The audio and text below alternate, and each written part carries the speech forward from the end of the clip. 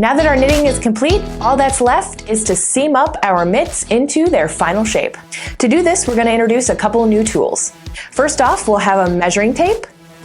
We also have a blunt tapestry needle, and then I also have some of these T-pins, but you could also use safety pins, and I'll show you what for in just a moment.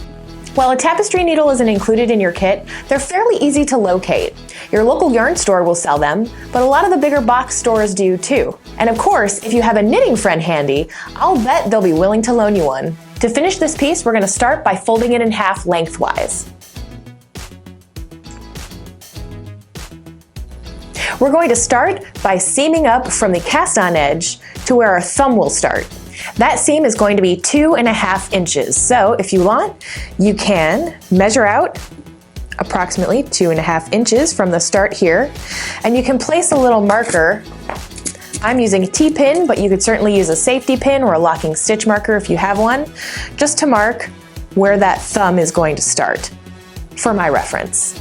The opening for the thumb is then going to be about 2 inches. So I'm going to measure about 2 inches here and place another T-pin for my reference.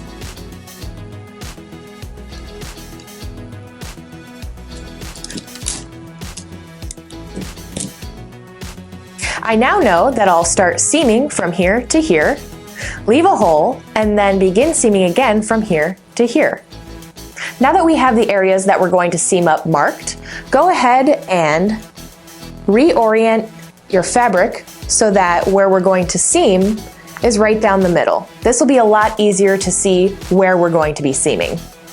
Once your tapestry needle is threaded with your yarn, go ahead and use the whip stitch to seam these two sides together until you get to your first marker. To perform the whip stitch, go from one side of the fabric to the other matching side of the fabric and pull through. Repeat.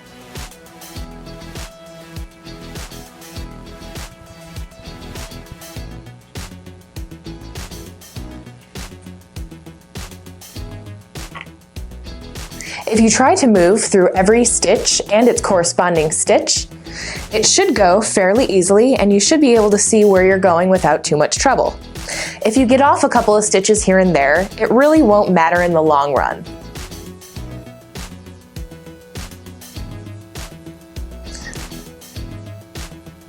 The object of the game with the whip stitch is not only to try your best to align each side evenly, but also to continue inserting in the same direction. So I'm constantly going from the right to the left, and then I'm whipping back to go from the right to the left again.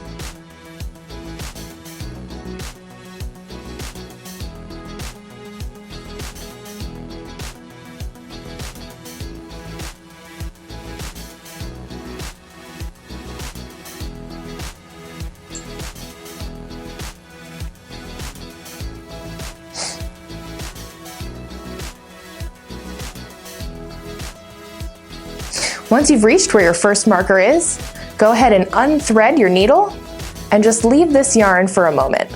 We're going to repeat the same process on the other side. Thread your tapestry needle, and we're going to go from right to left.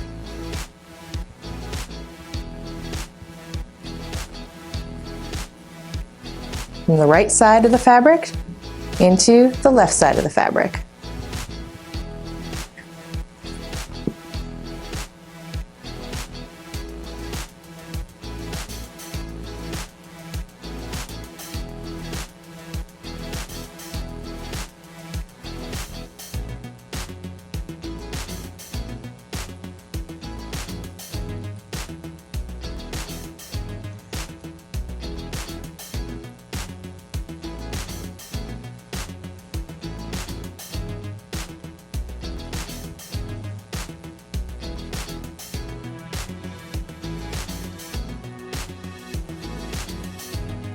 Once you've reached where your second marker is, go ahead and try on your mitts. Of course, if you have pins in it like me, you may want to remove them before trying it on.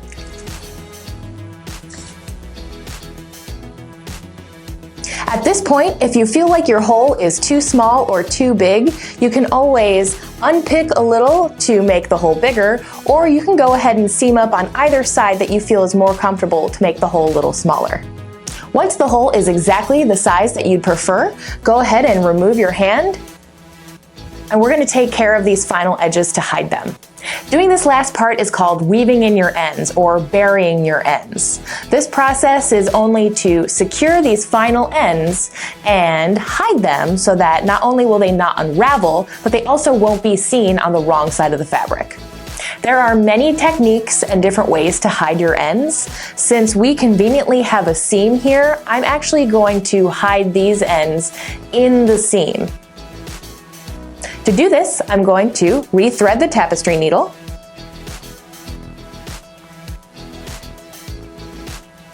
And for example, this thread is attached to this seam here.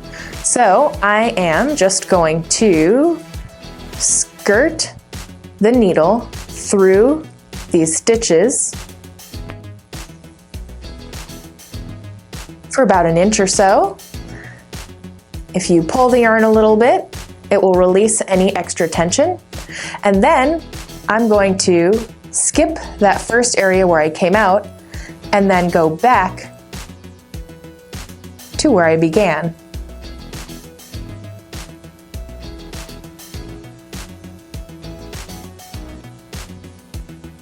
Once your end has been woven in, go ahead and trim it quite close to the fabric. And you can throw the rest of this out. Repeat for the other seam here as well. Thread the needle. Put it through the seam allowance here for about an inch. Pull gently. Pull back so we can release any extra tension. Skip that first area where we came out of so that it doesn't unravel, and then go back the way we came.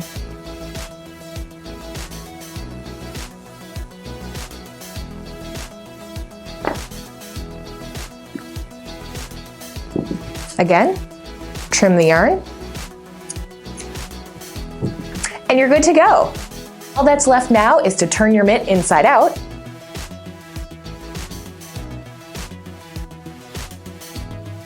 and put it on. Repeat this process for both mitts, and congratulations, your first ever project is finished. I hope you've enjoyed learning how to knit, and perhaps you will pass on your new skill to some newbie at some point soon. Thanks again, and happy knitting.